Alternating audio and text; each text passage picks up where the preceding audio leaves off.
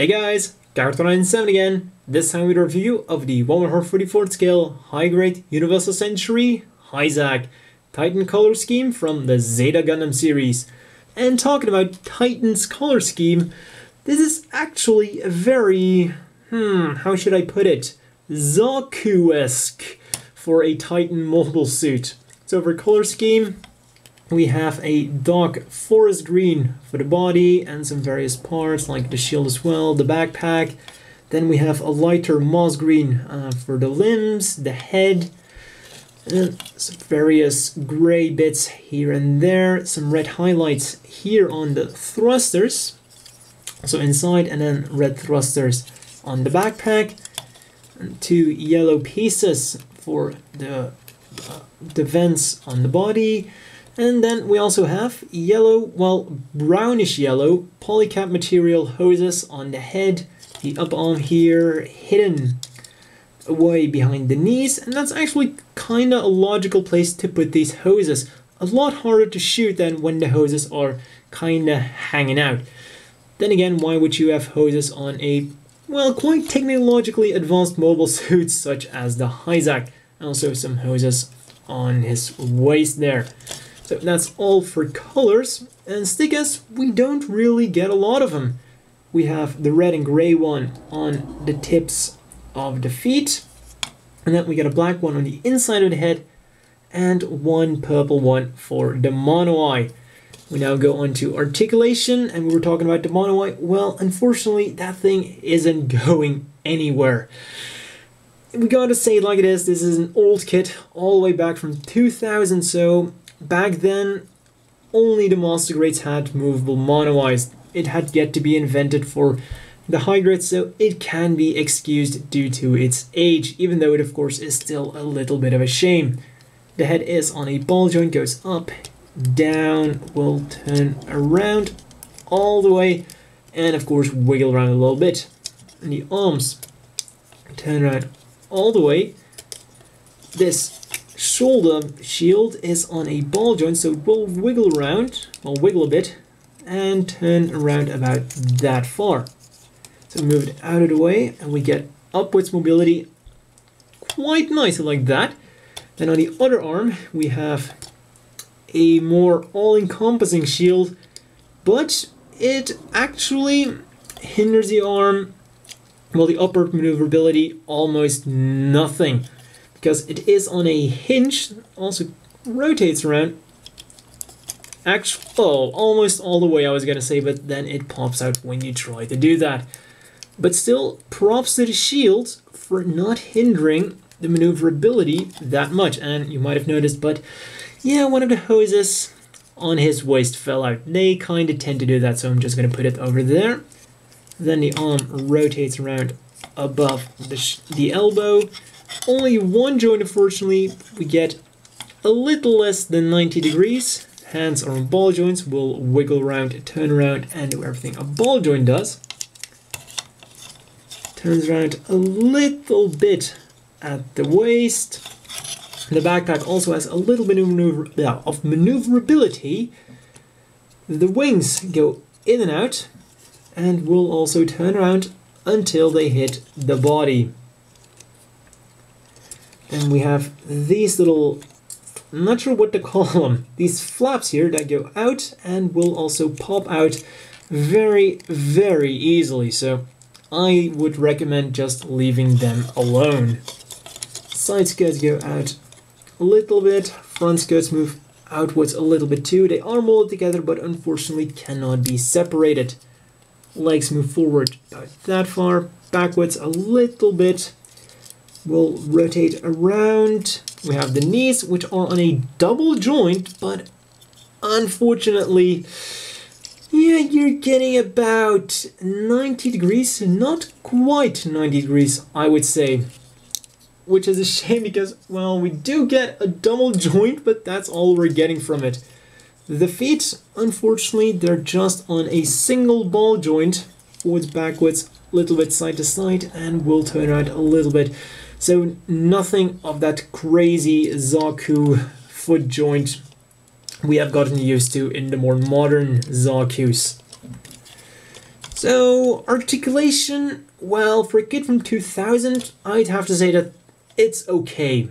Actually, might even go as far as to say that it's good for the time this kit was released in. But what absolutely isn't good are the accessories. Immediately starting off with the one hand we get, which is already on the one weapon we get. Yeah, you heard me correctly. This is the only weapon we're getting for the Hi-Zack. The good thing about it though is that it does work quite well. We have removable ammo clip, movable handle. The scope unfortunately isn't going anywhere. And then we pop out the hand, we pop in the machine gun, and fortunately it is very sturdy. It's not going to go anywhere. It's very good in there. And also, we maneuver it. Whoops, there goes the ammo clip. That doesn't usually happen because I just didn't put that in good enough. You can also hold it with both hands very convincingly, so that's very good. Just not going to do that for time saving. And the final accessory we get is the shield. Forgive me that I'm not exactly impressed with the accessories. Yeah, the good thing is it does pop into both the arms. It's a simple peg. So it goes in there, will rotate around a little bit. And that is everything we get for the accessories. So we're getting one weapon for the Hi-Zack, a mobile suit which was known for using a plethora of weapons. And we're not even talking about like obscure weapons like the original Gundam's Super Napalm, which was used like once and we never even saw it in action. No, if you know anything about the Hi-Zack, you know that it has two basic weapon loadouts. The first one being, we have the machine gun and the beam saber. Number one. Number two is the Marasai's beam rifle. Well, the same beam rifle the Marasai uses. I think the Hi-Zack used it first, then the Marasai just continued using it, alongside a very big Heat Hawk. And then as an optional weapon that could be used with both of them, you have the missile launcher. So out of 5 weapons to choose from, they gave us one. One of the 5. That is absolutely appalling. But then of course the question is, if these didn't came with this kit, then where the hell did I get this? Well, as you may or may not know, there was actually a Zeta Gundam weapon set released in the 80s, of course for use with the kits from that time, so not this guy. But it actually came with all the weapons I just mentioned that were missing from this Hi-Zack. This is from the High-Grade Universal Century Marasai, though, just pointing it out. But these are the weapons from that set. And I thought, hey, who knows, it's a crazy idea, but they might just work with the Hi-Zack. I didn't have any high hopes for the missiles because this supposedly goes onto a hook on the Hi-Zack's back skirt, and then it kind of stays on there with friction. So what would the odds be of that hinge actually being on the Hi-Zack, a model kit released like 15 years later? Oh wait, there is a hook. But now, come on, there's no way that that would actually work. Right? Right? Well, this might not look like much, but just wait until I pop the top back in. Oh, look at it go. And boom. Why wasn't this advertised? I mean, come on. This kind of compatibility doesn't just happen with sheer coincidence. There's no way that this is a coincidence, and normally they usually stay up a bit better. But still, and we still had more weapons. We have the Heat Hawk, which also stores on this, and then they will stay on a bit better. But they go in the hands. But let's face it, one of the big problems the Zakus always have is that their Heat Hogs don't really stay in their hands all that well. So there's absolutely no way this guy is gonna be able to hold his Heat Hog correctly. Oh, fucking wait. Like I said, you have coincidences, but this isn't one. It actually holds the Heat Hog better than most of the Zakus do. That's absolutely amazing. And we can simply pull it out and slide it in there. And voila! Even without using the arms as support, they're pretty damn good, especially for a kit that wasn't supposed to be compatible. And believe me, if you put the arms next to it a little bit to have them like a little bit as support, well, those missiles are going to look exactly like they should. Or you can just put a little bit of sticky tack or whatever on there. Put a bit of glue on it if you want them to be permanent. But so far, absolutely fantastic. And we have the Beam Saber.